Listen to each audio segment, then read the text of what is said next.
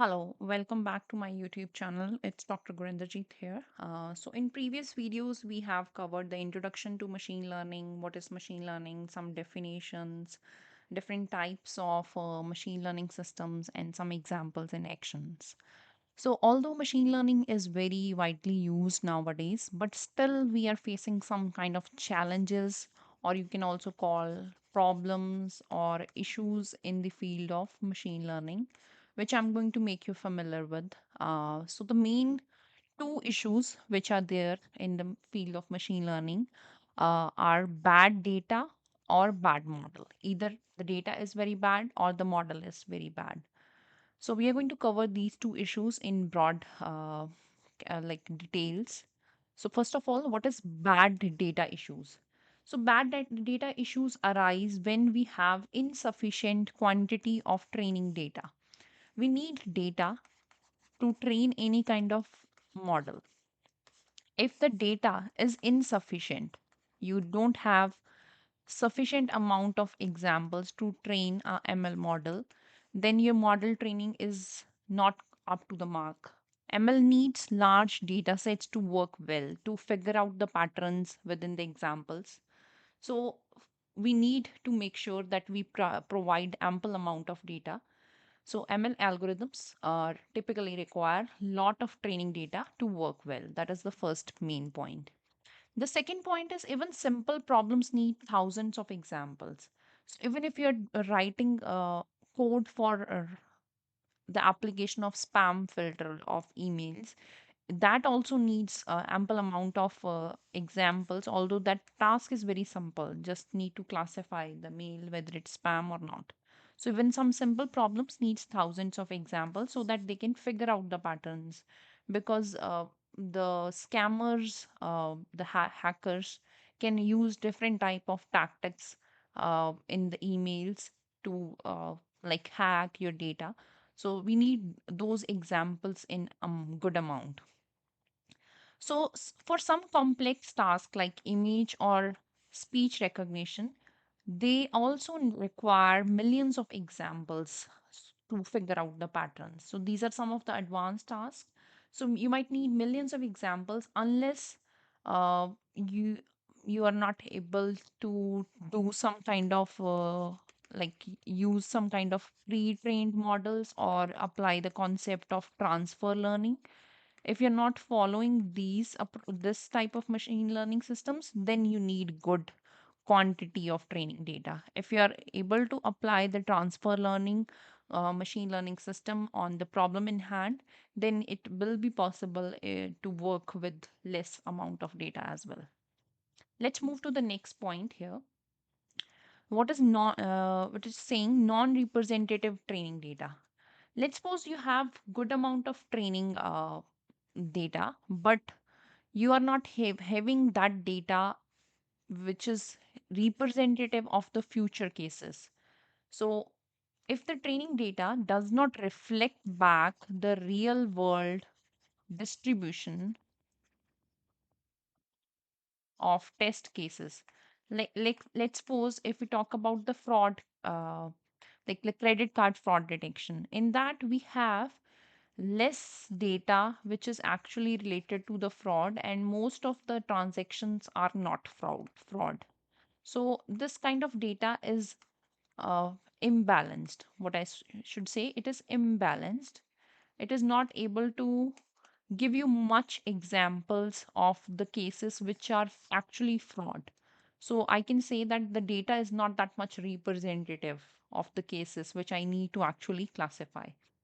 Or we can also talk about that the data which we have, it is not showing you the real world scenario, real world distribution of the test cases, which we want actually, so that the model can generalize the patterns based on such cases.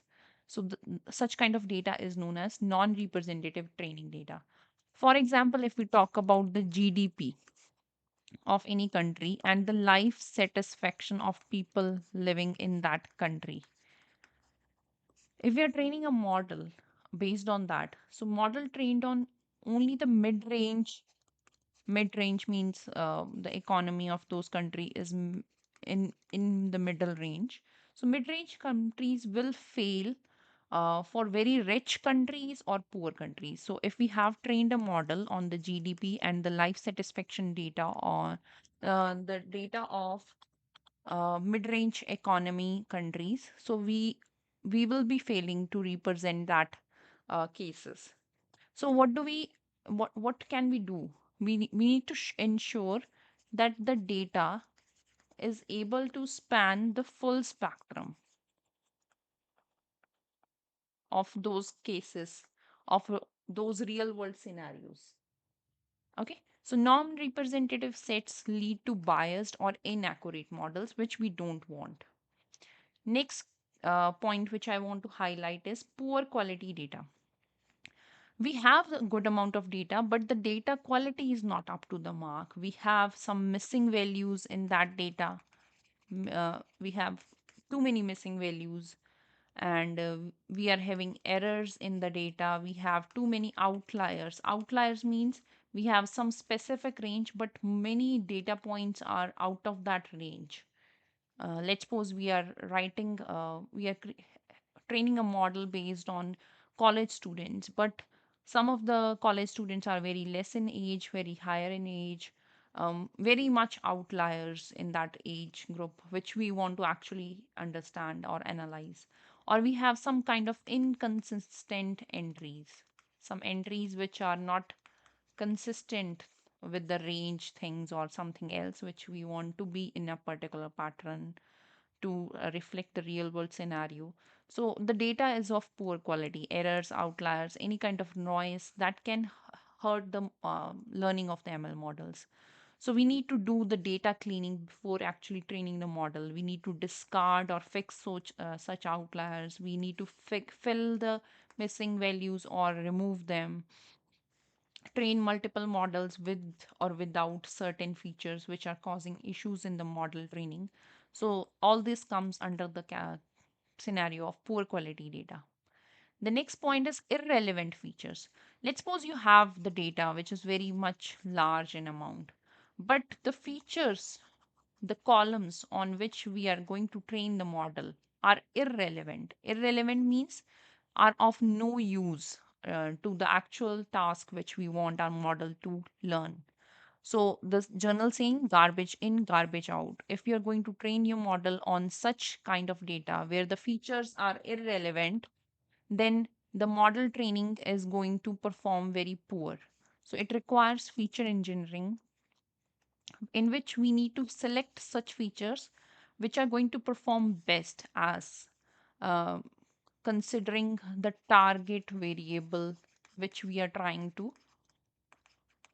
make our model predict or classify into. So the if the we are selecting those features which are important with respect to the target variable, then that concept is known as feature selection. Or we can have, let's suppose we have large data set where we have too many features and we want to reduce that feature space reduction using applying some feature reduction techniques like PCA. So that concept is known as feature extraction. We want to combine the features or reduce their dimensionality. We don't want to lose the information which those features are providing, but we can't train it on the actual features. We can create some new features based on the existing features, which includes the whole information, but not that much high dimensional data. So I will be explaining these concepts when we are going to cover PCA or other dimensionality reduction techniques. So for the time being, you just need to make yourself aware of the terminology. The last point which I want to cover here is we can create some new features, like on the basis of date of birth you can calculate the age of the person. So you can use create some useful data from the existing features. So we need to make sure that the ML model should be trained on some useful features instead of the irrelevant features. So all these points were related to the data. The next category which I'm going to cover is related to the model issues. So the model can be facing two main issues. One is overfitting, the other one is underfitting. Overfitting or underfitting. So, in overfitting, the model performs well on the data on which you are training the model, but fails to generalize, and it performs not very well on the set, test data set. So, generally speaking, we have uh, data which we divide it into training, validation, or testing. Some people use these two terms like differently, but I do use it like this. You train your model, your ML model learns from training data set, a subset of the whole data set. Then I validate its performance on a data set which is kept aside from the training, and this is totally unseen data set. You might see these two terms used in place of each other. Some people use the term test data set for the validation purpose, and for actual testing on unseen data, they call that data set as validation. There is no issue in using the terms, but I use them in this way. I use like validation data is to use like used to validate the performance, validate its performance on dataset which is used on our end. Like you might have seen the Kaggle challenges. If you're not familiar with the term Kaggle challenges, I'll make you familiar in the coming lessons. So in Kaggle challenges, they provide some data set to us. They give you like you can divide that data set into two parts, one for training, one for validation on your end to see how the model is performing on that data. But they keep one test data set on their part to compare the codes of the different participants on in the competitions. So that test data set is totally unseen. So in case of overfitting, what happens is that your model performs well on the training data and validation, but like it can perform because in validation we are using that data in somehow in the training also, because it is calculating the errors and making your learning of the model according to those errors, that the target is to minimize those errors. But what if the testing data is having some examples which are not familiar to the examples which was there in the validation data set? So it happens that it is overfitting on the training data, but like not able to generalize for all the test cases, not able to generalize. In case of, there is one more concept in case of underfitting, where the model is not able to perform on the training set only, like not able to generalize well enough for the training data set as well. Let me bring those points to you. So, for overfitting is where you have the model performs well on the training data set but fails to generalize in general.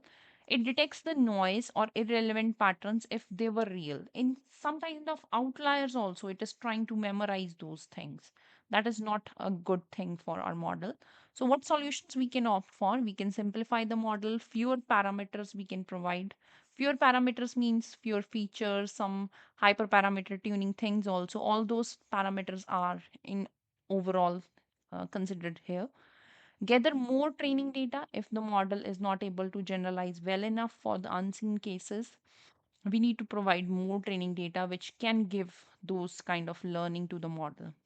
We need to reduce the noise, remove the outliers. We need to work more on providing the model flexibility. We need to provide some kind of regularization techniques. This in itself is a big concept. I'll make you familiar with regularization and hyperparameter tuning in the coming sessions. So all these are the solutions to these problems where we have the overfitting thing. Hyperparameter tuning means we have some model parameters which we need to adjust to make to make our model more generalized, to control the model complexity properly. So these techniques are used as solutions. In case of underfitting, it is the opposite of overfitting. The model is too simple to capture the underlying data patterns. The model is not at all able to capture the patterns in the data. It is too simple, which leads to inaccurate predictions even on the training data set. As I mentioned earlier, that it is not even able to figure out the training data. How can we fix it? How can we figure out a solution? We need to provide more powerful model. Let's suppose you are trying to apply a simple straight line fitting model on a data which is not uh, a good fit for such kind of model. So you need to use some more powerful model. We will be talking about all those kinds of models in the coming lectures. So we need to provide some better features which can help the model to figure out the patterns. We need to reduce some kind of conditions, constraints, like decrease regularization. Regularization we will be covering. For the timing, you just need to make sure that you are aware of the terminology overfitting and underfitting. Nothing much I expect from you as if you're a beginner here. Some tips from my side. Machine learning, the success of your ML model depends heavily on the data quality and its relevance to the problem in hand. After training a model, don't just hope it will generalize. You need to evaluate and fine tune. Fine tuning is the most important point, and see how it is showing its performance on unseen data.